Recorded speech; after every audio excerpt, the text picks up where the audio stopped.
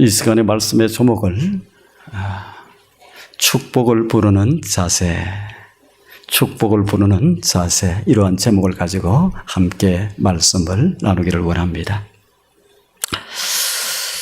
성경에 보면은 소돔과 고모라가 멸망합니다. 그들의 죄가 하늘에 가득 차서 소돔과 고모라가 멸망합니다. 그런데 이 소돔과 고모라가 멸망한 이유가 무엇일까? 우리가 깊이 한번 생각을 해볼 수 있기를 바랍니다.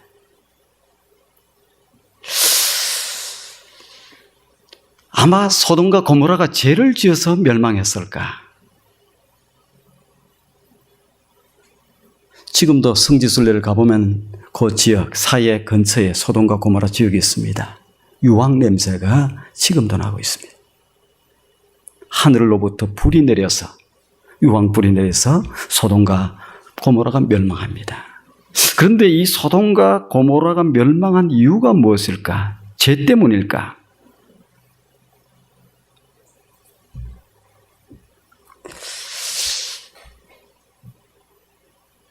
죄 때문에 멸망한 것이 아닙니다, 여러분.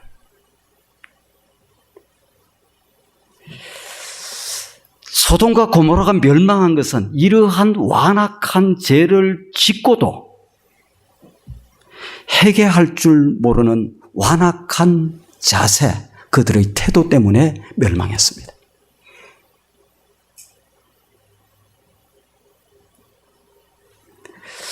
반면에 멸망 위기에 있던 그 당시의 세계의 최대 제국 아수르의 수도 니느웨라고 하는 도시가 있습니다. 니느웨가 망하지 않는 이유가 무엇일까? 그러면 소돔과 고모라보다도 더 많이 죄를 지었을 가능성이 많습니다. 이 니느웨는. 그런데 이 니느웨가 멸망하지 않았어요. 왜 그러면 이 니느웨는 멸망하지 않았을까? 니느웨가 멸망하지 않는 것은 왕으로부터 시작해서 모든 백성들이 다 하나님 앞에 나와서 자기들의 몸에다가 죄를 뿌리고, 우리가 잘못했노라고, 우리가 죄를 지었노라고, 우리의 죄를 용서해달라고, 그렇게 해서 그 도시가 멸망을 하지 않게 됩니다. 지금 중요한 얘기예요. 겸손히 왕으로부터 모든 백성들이 엎드려서 용서를 구하는 그 자세, 그 태도 때문에 이 니느웨가 멸망을 당하지 않습니다.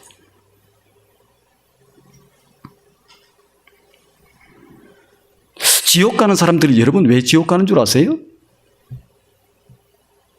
죄 때문에 지옥 가는 거 아니에요.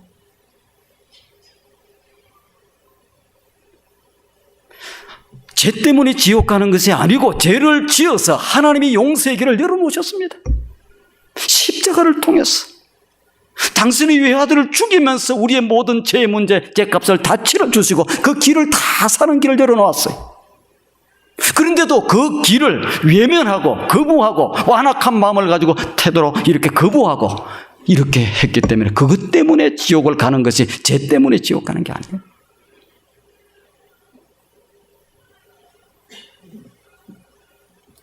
이토록 우리에게 있어서 이 태도라고 하는 것, 이 자세라고 하는 것은 아주 중요합니다. 중요해요. 하나님은 우리의 태도와 자세에 관심이 많으십니다.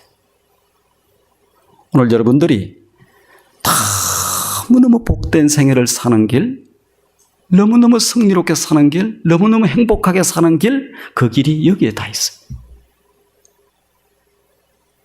여기에 다 있습니다. 하나님은 우리의 태도와 자세에 관심이 많으신데 왜? 하나님은 우리의 자세에 따라서 행동하시기 때문에 그렇습니다. 보세요. 멸망받을 니느웨가 멸망을 당하지도 않고 소돔과 고모라로 살아날 수 있는 방법이 있음에도 불구하고 소돔과 고모라가 멸망하는 건 무엇 때문에? 그들의 태도와 자세예요. 하나님은 이 태도에 따라서, 이 자세에 따라서 복을 주시기도 하시고 복을 안 주시기도 하시고 여기에 다 달려 있습니다.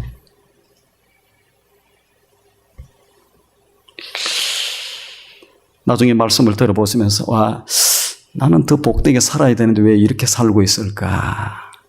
그것은 자기 스스로 하나님 앞에서 물어보시면 다 결과가 나오게 되어 있습니다. 오늘 본문 신명기 8장에 보면 자세에 관한 내용이 관한 얘기가 나옵니다. 자세.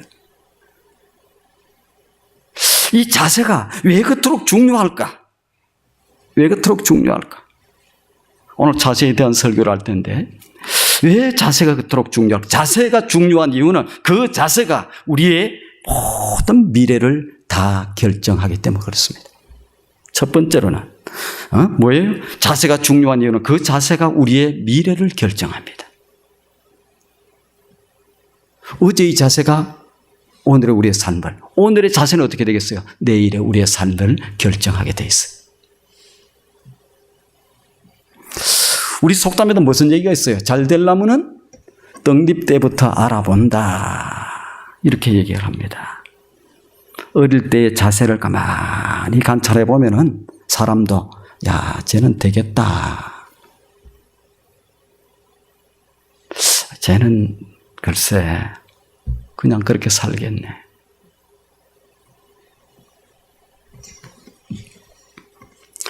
세계적으로 유명한 선수들을 보세요. 운동선수들을 다 자세, 태도에.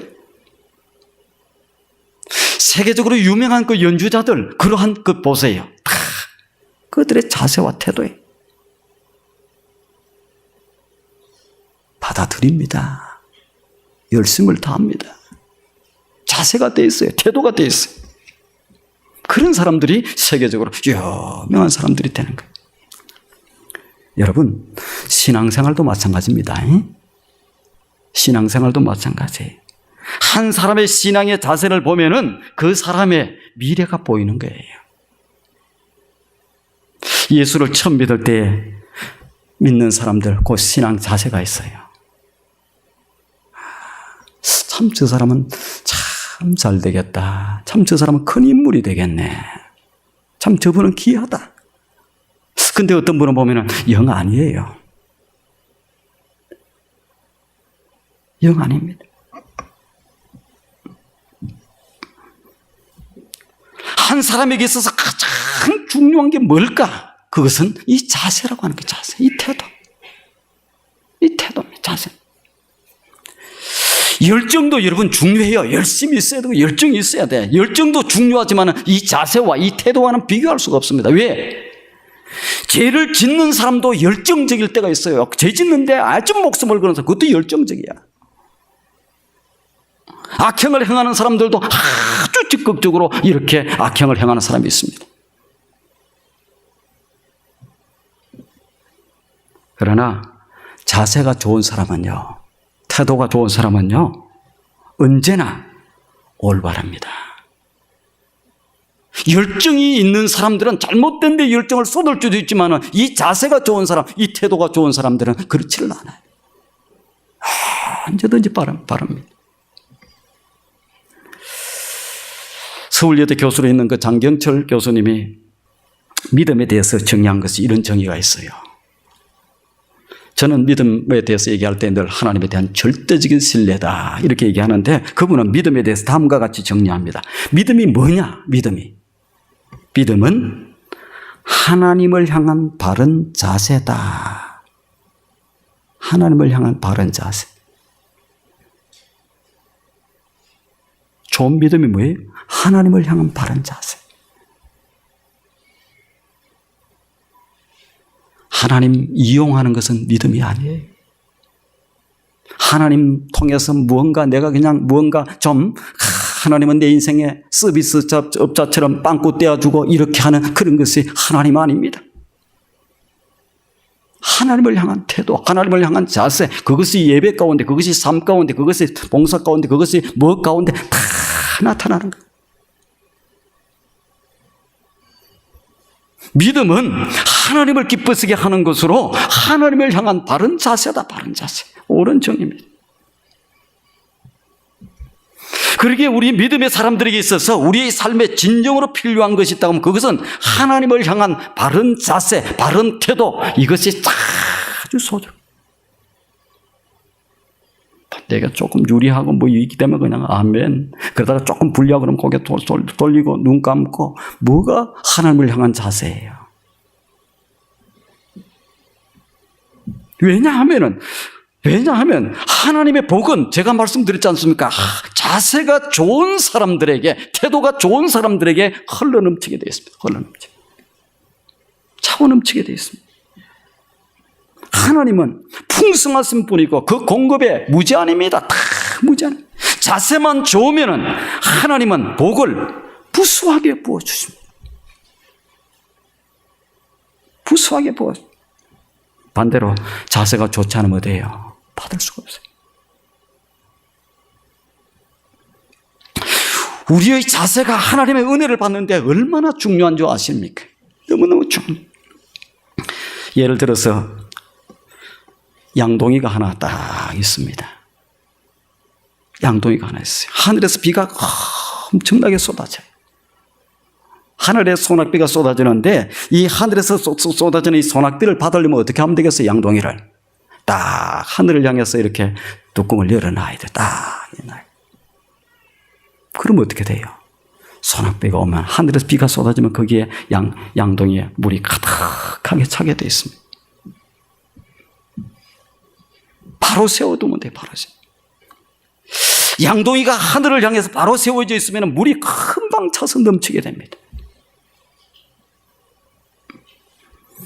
그런데 양동이를 옆으로 놓으면 어떻게 되겠습니까? 엎어놓으면 어떻게 되겠습니까? 하늘의 비가, 소낙비가 물이 쏟아지더라도 물이 하나도 들어갈 수가 없습니다.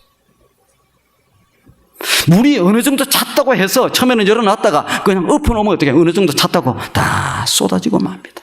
이게 원리예요. 잘 아시길 바랍니다. 하나님의 은혜도 하나님의 축복도 마찬가지. 하늘을 향해서 하나님을 향해서 딱 자세를 열어놓고 있어야 돼요. 하늘을 향해서. 하나님은 자세가 얼마나 중요한지를 우리가 깨닫기를 원하십니다. 우리의 인생이 풍성하지 못하고 어둡기만 하다면 그 탓을 남에게 돌릴 것이 아니고 우리의 자세를 한번 잘 점검해 볼 필요가 있습니다. 그 탓을 하나님에게 돌리지 말고 그 탓을 조상들에게 탓하지 말고 그 탓을 환경 탓하지 말고 그 탓을 세상 탓을 하지 말고 누구에게? 하나님 앞에서 우리의 자세가 잘 되어 있는지 그것을 바라봐야 돼. 그게 가장 중요해요.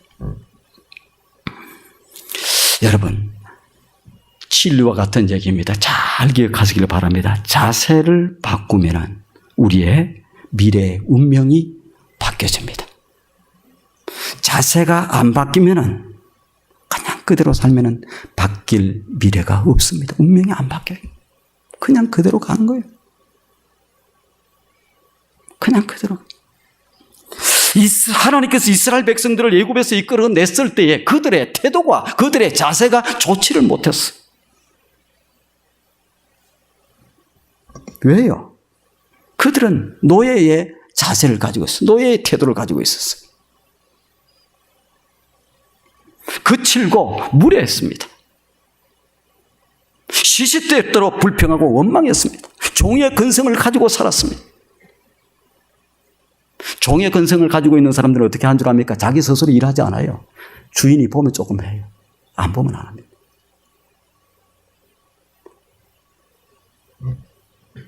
아들의 그 자세를 가지고 사는 사람들은 주인이 보든지 아무 상관없어요. 자기가 그냥 하는 거예요. 틀려요.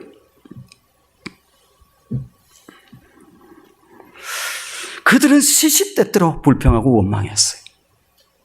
하나님의 역사가 그들 가운데 없었던 게 아닙니다. 있었어요. 그런데 살 길을 걸어가면서부터 계속해서 불평하고 언제까지? 마지막 죽는 그 순간, 죽음의 순간까지 갈 때까지 불평하고 원망하다 끝냈습니다. 그들의 피 속에는 뭐가 있었냐? 아브라함의 피, 즉 천하 만민을 복되게 하는 이 복의 근원이 되는 피가 흘렀어요. 거룩한 피가 흐르고 있었어요. 그런데 그들이 어떻게 430년 동안 애굽에서 종살이하는 동안에 그들은 그 축복의 근원, 그 아름다운 혈통 그걸 다 잊어버리고 노예의 근성으로 종의 근성으로 가득 차 있었습니다. 그래서 하나님께서는 그들의 자세를 바꾸기로 작정하신 겁니다. 왜? 그들의 자세와 그들의 태도가 바뀌지 않고서는 미래를 바꿀 수 없기 때문에 그들의 자세와 그들의 태도를 바꾸기를 원했어. 더 이상은 노예의 자세가 아니라 하나님의 백성들, 거룩한 백성들, 종의 근성이 아니라 이제는 주인의 자녀. 하나님은 그들을 그렇게 바꾸기를 원했어. 우리가 생각할 때 그렇게 생각할 수 있어요. 이스라엘 백성들에게 무슨 교만이 있겠나? 왜 종살이 하고 있는데? 아닙니다. 교만은 성공하고 권력을 가지고 있고 돈이 많은 사람들만 교만한 것이 아니고 아무것도 가진 거 없으면서도 교만한 사람들이 있어요. 교만의 뿌리는 잘못된 열등의식에서 나옵니다. 잘못된 열등. 교만은 열등의식의 또 다른 얼굴입니다. 열등의식을 감추기 위해서 자꾸 자기를 포장하는 거예요. 그게 교만이에요. 무엇이 있는 것처럼 이렇게 하는 거예요. 없으면서도 있는 채, 모르면서도 아는 채, 죄인이면서도 의인인 채. 도대체 다른 사람의 얘기를 듣지 않습니다. 교만이에요.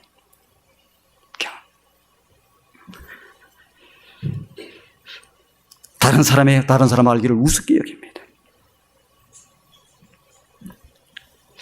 이 이스라엘 백성들에게도 이 열등의식이 없잖아 있었어요. 또 교만의 뿌리는 완악한 마음이에요. 완악한 마음. 뿌리는 돌같이 딱딱해진 마음이며 꽁꽁 얼어붙은 마음이 뭐냐? 그게 교만의 마음입니다. 그래서 하나님의 말씀이 선포돼도 안 듣습니다. 진리가 선포돼도 안 듣습니다. 다 막아버려요. 그래서 주님께서 산상보훈을 말씀하실 때 산에 올라서 첫 번째 산상보훈의 말씀 팔복을 할 때 맨 먼저 주시는 가장 복의 근원 중에 그는 첫 번째가 뭐라고 얘기하신 줄 아십니까? 심령이 가난한 자는 복이 있나니. 심령이 가난하다고 하는 것은 겸손한 마음이에요. 받아들이는 마음이에요. 받아들이는 마음, 이 겸손의 마음이 없으면은 그 어떤 복도 다 무효입니다. 불가능. 하나님 예배 다 가짜입니다. 완악한 마음이 완악. 상처가 치유되지 않으면 딱딱해집니다. 그래서 다쳐져요. 마음이 다치고 딱 다치는 거 받아들이지 않습니다.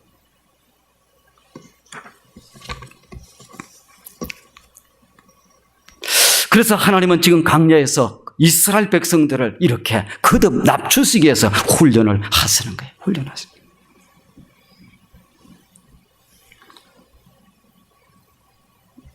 사랑하는 여러분, 자세를 바꾸는 것이 미래를 바꾸는 것이다. 잘 기억하시길 바랍니다. 자세를 바꾸는 것이 미래의 방향을 바꾸는 것이다. 자세를 바꾸는 것이 무엇을 바꾼다? 인생을 바꾸는 것이다. 태도와 자세 딱 바꿔보세요. 하나님을 향한 바른 태도, 바른 자세 딱 바꿔보시라고. 여러분들의 생애가 어떤 생애가 될지 상상치도 못할 그러한 생애로 바뀔 수가 있습니다. 아주 존귀한 생애로 바뀌어요.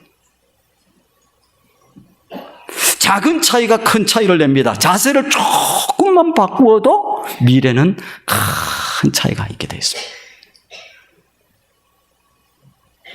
자세는 우리의 복이 임하는 방향으로 이끌 수도 있고 또 우리를 재앙으로 이끄는 그러한 것으로 이끌 수도 있습니다. 이 자세가 중요해요. 자세는 복을 불러올 수도 있고 또 재앙을 불러오기도 합니다. 어떤 자세와 어떤 태도를 가지느냐. 자, 그렇다고 하면 하나님이 기뻐하시는 자세는 어떤 자세일까? 자, 제가 시간이 없어서 아주 간략하게 말씀을 드릴 생각입니다. 하나님이 기뻐하시는 자세는 어떤 자세일까? 오늘 하나님의 말씀 16절을 보시면은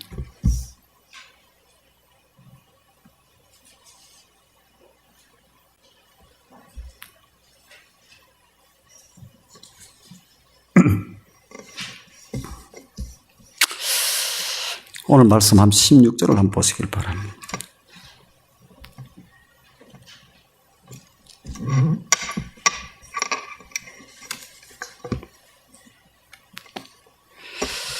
제가 한번 읽어보겠습니다. 내 조상들도 하지 못하던 만나를 광야에서 내게 먹이셨나니 이는 다 너를 낮추시며 너를 시험하사 마침내 내게 복을 주려 하심이었느니라. 자, 하나님이 기뻐하시는, 하나님이 복 주시는 자세의 첫 번째 자세가 낮은 자세입니다. 낮은 자세. 겸손한 자세. 하나님이 정말로 좋아하는 자세는 낮은 자세, 겸손한 자세. 겸손한 자세가 뭐냐? 자기의 위치를 제대로 아는 것이 겸손입니다, 여러분. 많은 경우에요, 자기 인간이 인간의 위치를 깨닫지 못하고 자꾸 그냥 하나님 도로 달려가는 사람들이 많습니다. 우리는 제법 내 스스로를 평가할 때 겸손한 것처럼 생각을 할 때가 많아요. 그런데 하나님 앞에 하나님의 말씀을 받아들이지 않는 것은 교만 중에 교만입니다. 아니 뭐 하나님 말씀 받아듣지 안 받아들여. 아니 하나님의 말씀을 하나님의 말씀으로 말해. 반대로 하나님이 정말로 싫어하는 자세가 뭐냐? 교만한 자세입니다. 그는 인간의 위치가 아니고 하나님의 자리로 올라가려고 하는 거예요. 하나님은 교만한 자들을 들어서 쓰신 적이 한 번도 없고 하나님은 교만한 자들에게 복을 주신 적이 단 한 번도 없습니다. 뿐만 아니라 하나님은 교만한 자를 절대 교만한 자에게 은혜를 베푸신 적이 없습니다. 자, 우리가 하나님 앞에서 복된 생애를 살고 우리의 운명과 우리의 미래가 달라지기를 원하려고 하면 가장 먼저 중요한 것은 겸손한 자세. 겸손. 자기 위치를 아는 자세. 하나님이 없이는 살 수 없다고 하는 것. 하나님의 은혜가 아니면 안 된다고 하는 것. 우리는 늘 그것을 기억하면서 살아요. 겸손한 자의 대명사는 예수 그리스도입니다. 예수님은 자신을 낮추시고 사람의 모양으로 이 땅에 찾아오셨습니다. 그래서 마구간에서 천지를 창조하신 하나님이에요. 이 역사를 운행하시는 하나님이에요. 온 인간의 생사복과 한국가의 흥망성쇠를 다 주장하시는 그 하나님이 이 땅에 오실 때 무엇에서? 육신의 인간의 몸을 입고 어디에 오셨어요? 마구간에서 오셨어요. 하나님이 자기 형체를 비워서 죄인의 모습으로 이 땅에 오십니다.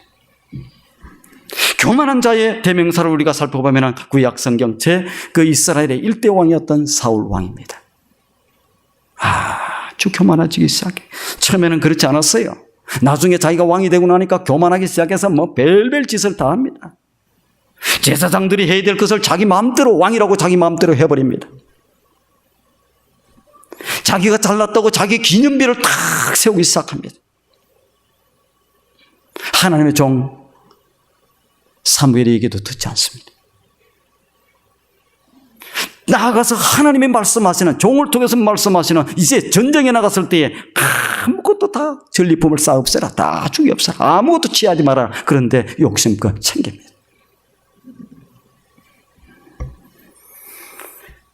하늘 꼭대기까지 사울의 교만이 가득 찹니다. 그때 하나님은 그를 버립니다. 사울이 안타까웠겠죠. 내가 너를 버린 것이 내가 나를 버렸으므로, 내가 나의 종의 얘기를 듣지 않았으므로, 내가 나의 말을 듣지 않았으므로 나도 너를 버리노라. 이렇게 얘기합니다. 존 스토튼 목사님이 이렇게 얘기를 합니다. 모든 죄의 본질이 무엇일까? 모든 죄의 본질에는 교만이 있다는 거예요. 교만이 있다. 반면에 겸손한 마음은 정말로 향기롭습니다. 자, 우리의 미래와 우리의 방향을 바꾸는 첫 번째 요소는 겸손이다. 겸손한 자세입니다. 하나님 앞에서 스스로 서서 우리가 겸손히 있어야 돼요. 두 번째 자세는 어떤 자세인가? 하나님이 기뻐하시는 자세. 하나님 앞에 무릎을 꿇는 자세입니다. 하나님이 복 주시고 기뻐하시는 자세는 무릎을 꿇는 자세예요. 무릎을 꿇고 하나님을 경배하며 섬기는 자세입니다. 하나님께 기도하는 자세입니다. 이러한 자세의 대표적인 사람이 다니엘이라고 하는 사람이에요. 다니엘은 그 당시에 아주 대단했던 사람입니다. 포로로 잡혀갔는데 잡혀간 나라에서 거의 총리 대신의 역할을 감당했던 그런 사람이에요. 그러나 그는 늘 하나님 앞에서 겸손한 자세로 서 있었던 모습을 볼 수 있습니다. 늘 어떠한 문제가 있든지 예루살렘 성전을 향해서 그는 늘 열려 있었습니다. 아니, 그의 마음이 하나님을 향해서 늘 열려 있었습니다.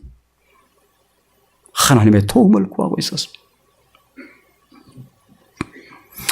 하나님은 그가 어려움에 처했을 때, 그런 자세를 가지고 있는 그가 어려움에 처했을 때, 어떤 상황에서도 벗어나기 힘든 그런 상황 가운데 있을 때도 하나님은 그를 건지십니다. 하나님은 그를 돕습니다. 그리고 그를 존귀케 만듭니다. 모든 사람들이 우러러보는 그런 사람으로 만들어주십니다. 세 번째는 하나님이 기뻐한 자세, 태도는 어떤 자세일까? 왔다 갔다 하는 자세가 아닙니다. 한결같은 자세, 초심을 탁 품은 자세, 초심을 품고 사는 자세, 한결같은 자세, 변함이 없는 자세입니다. 사람의 마음은 조석변이에요. 아침에 이 사람하고 얘기해서 괜찮겠지 했는데 오후에 보면 달라졌어. 이분이 이제는 좀 더 참 멋있게 좀 하려나 했는데 보니까 나중에 또 틀려. 아니에요. 믿을 수가 없어요.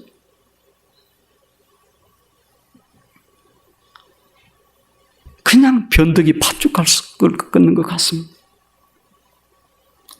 초심은 처음 품은 아름다운 마음을 보고 초심이라고 얘기해요. 늘 우리가 초심 얘기할 처음 품은 아름다운 마음. 사람들은요, 어렵고 힘들 때는 하나님 찾습니다. 그리고 하나님이 은혜를 주시고 하나님이 베풀어 주시고 하나님이 함께 해주시면 나도 좀 잘하겠습니다. 그래서 하나님이 딱 은혜 베푸시고 축복을 주시면 잘하긴 뭘 잘해요. 내가 잘나서, 내 힘이, 내가 능력이 좋아, 내가 지혜가 있어서, 내가 수완이 좋아서 이렇게 잘 되었다고 이렇게 얘기합니다. 많은 사람들이. 저도 늘 하나님 앞에 기도하는 게 있어요. 우리 교회도 참 두 가정이 있고 참 어려웠던 교회입니다. 교회가 좀 부흥되어지고 세워졌다고 해서 하나님 앞에 까불지 말아야지. 그게 중요한 거예요. 교회가 조금 부흥됐다고 해서 전도도 안 하고 이제 그냥 우리끼리 살면 되겠다. 우리 교회 잠깐 나갔다 지금 한국 간 그 집사님 얘기가 있어요. 우리 교회 나와서 수예배 좀 나오고 이렇게 했었는데 그분이 그 얘기합니다. 이제 투산영락교회가 교회가 좀 커지고 투산에서도 제일 큰 교회가 됐고 이제 꽤 괜찮고 성전도 가보니까 어리어리하고 괜찮은데 그럼에도 불구하고 목사님이 전도하러 또 나오더라는 거예요. 그래서 자기가 마음에 감동이 된다. 어려울 때는 가서 전도해야 됩니다. 뭐 해야 됩니다. 해놓고 조금 괜찮아지면 또 안 하고. 그는 초심의 마음이 아니에요. 언제까지? 목회를 그만두는 그 순간까지. 우리 교회가 존속되는 그 순간까지 무엇을? 열심히 복음을 전가하고 생명을 살리고 이렇게 하는 일에 앞장서서 교회가 나가야 되는 거예요. 그래야 하나님이 그 교회를 계속해서 잘되게 합니다. 잘되게. 조금 교만해지고 잘난 척하면 그냥 어느 순간에 무너져 버려요. 가정도 마찬가지예요. 어렵고 힘들 때는 그냥 하나님 뜻대로 살려고 그러고 하나님 그냥 사랑하고 뭐든지 그 어려움 가운데서 열심히 참여하려고 그러다가 조금 행편이 나가지고 괜찮아지면 이제는 썩 교회도 열심도 안 내고 이것저것 여행만 다니고 여행하지 말라는 거 아니에요. 하실 때는 하시라고. 그러나 하나님 앞에 소홀히 하면서 하나님 앞에 열심히 하지 못하면서 그렇게 하는 것은 안 된다 그 얘기.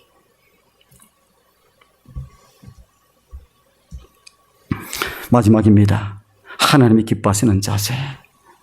네 번째 자세는 불평과 원망의 자세가 아닙니다. 감사하는 자세. 불평과 원망하고 있는 자세. 그 사람은 훌륭한 사람이 될 수가 없습니다. 멋진 사람이 될 수 없습니다. 일꾼으로 쓰일 수 없습니다. 하나님이 안 써줍니다.